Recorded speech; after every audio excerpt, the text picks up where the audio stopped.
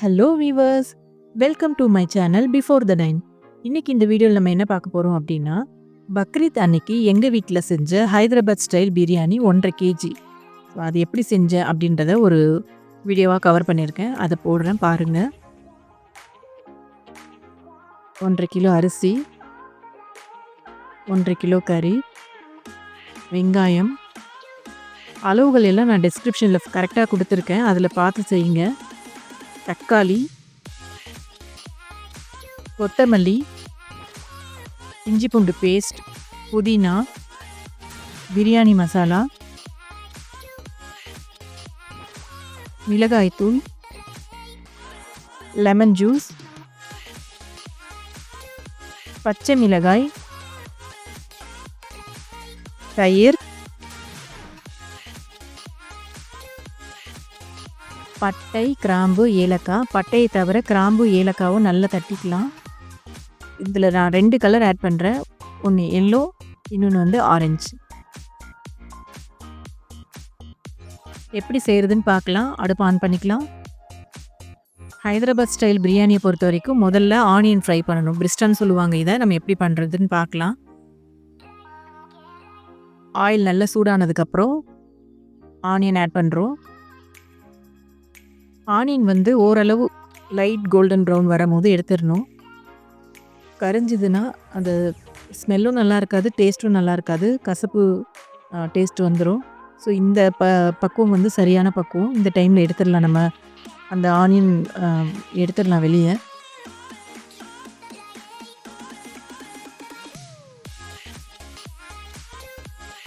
இப்போ ஒரு பாத்திரத்தில் சிக்கன் ஆட் பண்ணிக்கலாம். தயிர் ஆட் பண்ணுறோம். அதில் லெமன் ஜூஸ் ஆட் பண்ணுறோம். நம்ம அந்த ஃப்ரைடு ஆனியன் இருக்கு இல்லையா, அதை ஆட் பண்ணிக்கலாம். கொத்தமல்லி, புதினா ஆட் பண்ணிக்கலாம். இஞ்சி பூண்டு பேஸ்ட் ஆட் பண்ணுறோம். தக்காளி,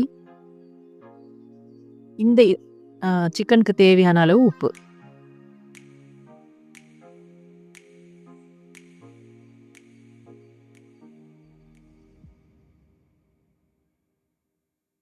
இதோட மிளகாய் தூள் நம்ம ஆட் பண்ணிக்கலாம். ஆட் பண்ணி நல்லா மிக்ஸ் பண்ணி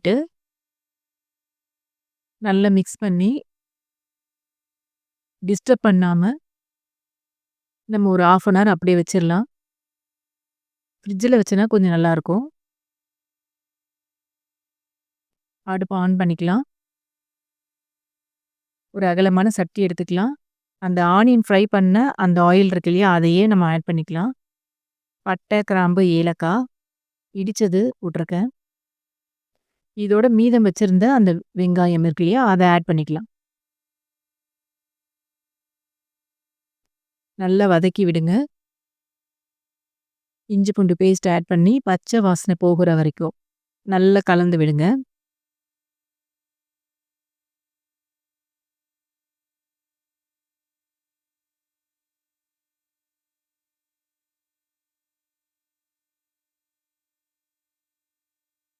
நல்லா வதங்கட்டும். பச்சை மிளகாய் ஆட் பண்ணிக்கலாம்.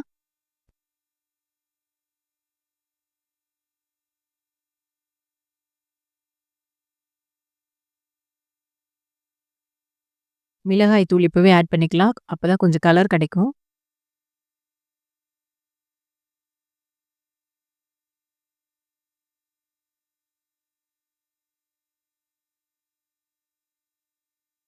தக்காளி ஆட் பண்ணுறோம். நல்லா வதக்கி விடலாம். தக்காளி நல்லா மசியணும். மசிகிற அளவுக்கு நல்லா வதக்கி வேக வைக்கலாம்.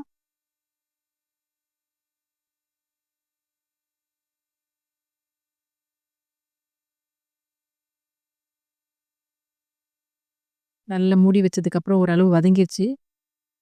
இதோட நம்ம மேரினேட் பண்ணி வச்சுருந்தோம் இல்லையா, அந்த சிக்கனை இதில் அப்படியே ஆட் பண்ணுறோம். ஸோ அந்த சிக்கனில் வந்து உப்பு, காரம் எல்லாமே பிடிச்சிருக்கும். இதை போட்டுட்டு மேலே கொத்தமல்லி, புதினா ஆட் பண்ணி நல்லா அப்படியே கிளறி விடலாம்.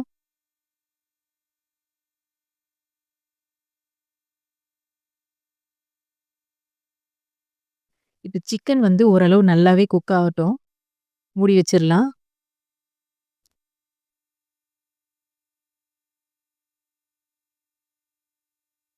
ஓரளவு சிக்கன் நல்லா வெந்துருச்சு. ஸோ, அதுக்கு தேவையான கிரேவி ரெடி ஆயிடுச்சு. இந்த டைம்ல நம்ம பிரியாணி மசாலா கடைசியா ஆட் பண்ணி ஒரு கிளறு கிளறி கொஞ்சம் அப்படி வச்சிருந்துட்டு, அத அப்படியே நம்ம இறக்கிக்கலாம். அந்த ஃப்ளேவர் அப்பதான் நல்லாருக்கும். இப்ப அரிசி வேக வைக்க போறோம். அதுக்கு பட்டை, கிராம்பு, ஏலக்காய், பே லீஃப் எல்லாத்தையும் போட்டு, கொத்தமல்லி, புதினா ஆட் பண்ணி, தண்ணி நல்லா கொதிக்கிற அளவுக்கு விட்டுறலாம் நம்ம.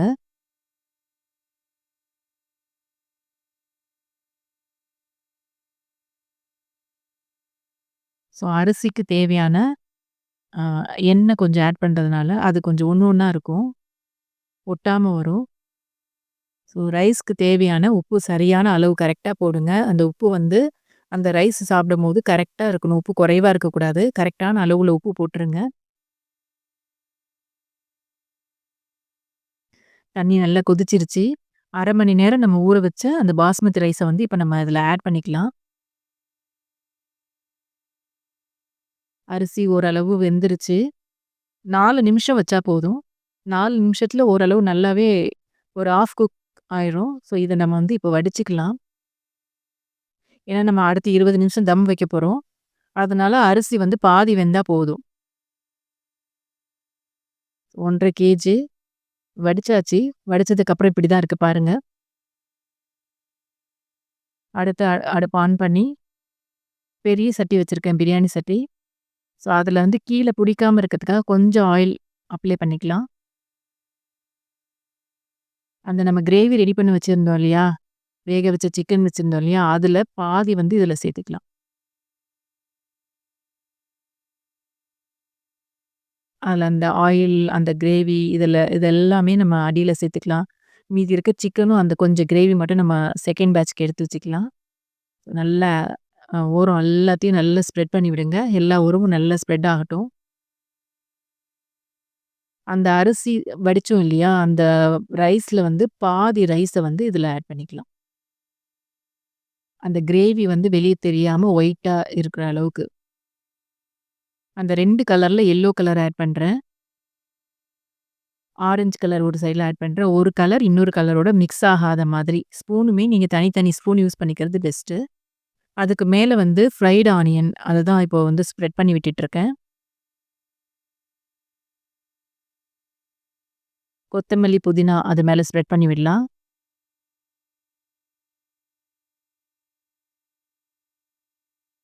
ம்.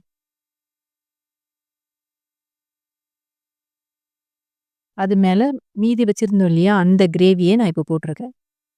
சரிங்களா? அது மேல அந்த மீதி வச்சிருக்கோம் இல்லையா? அந்த கிரேவிய நான் இப்போ ஸ்ப்ரெட் பண்ணி விட்டுருக்கேன்.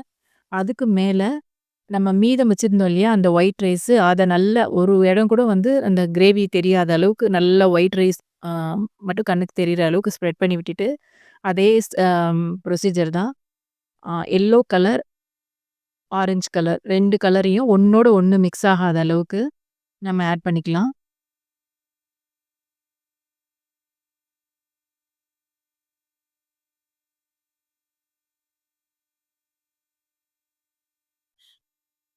ஃப்ரைடு ஆனியன் மீதி இருக்கிற ஆனியன் அப்படியே மேல ஸ்ப்ரெட் பண்ணி விடுறேன்.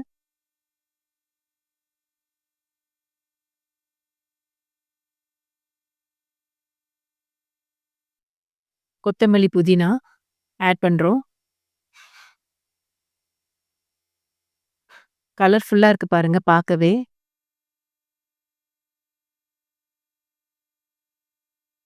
இதுல நம்ம என்ன பண்றோம், தவா வச்சுட்டு தம் வைக்க போறோம்.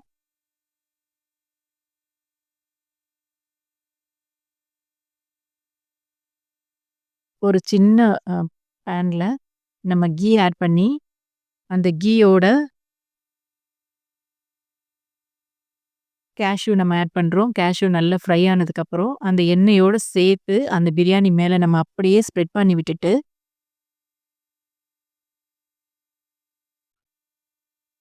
ஓகே ஸ்ப்ரெட் பண்ணி விட்டுட்டோம். பார்க்கவே கலர்ஃபுல்லா எல்லாமே ரெடி ஆயிடுச்சு. இத நம்ம தம்ல வைக்க போறோம். மூடி நல்லா டைட்டா மூடி, அது மேல வெயிட் வைங்க. 20 மினிட்ஸ் இத டிஸ்டர்ப் பண்ணவே கூடாது. 20 மினிட்ஸ் ஆயிடுச்சு. இத ஓப்பன் பண்ணி பார்க்கலாம் எப்படி வந்திருக்குன்னு சொல்லிட்டு. மாஷாஅல்லா சூப்பரா வந்திருக்கு. White colour, yellow colour, orange colour எல்லாமே மிக்ஸ் பண்ணி விடலாம். ரைஸ் சர்வ் பண்ணதுக்கு ரெடியா இருக்கு. பிரியாணி ரெடி ஆயிடுச்சு. இந்த பிரியாணிக்கு சைட் டிஷ்ஷா வந்து சிக்கன் 65, ரைத்தா, பிரிஞ்சால் கிரேவி இதுதான் பண்ணியிருந்தேன். Okay viewers, thank you.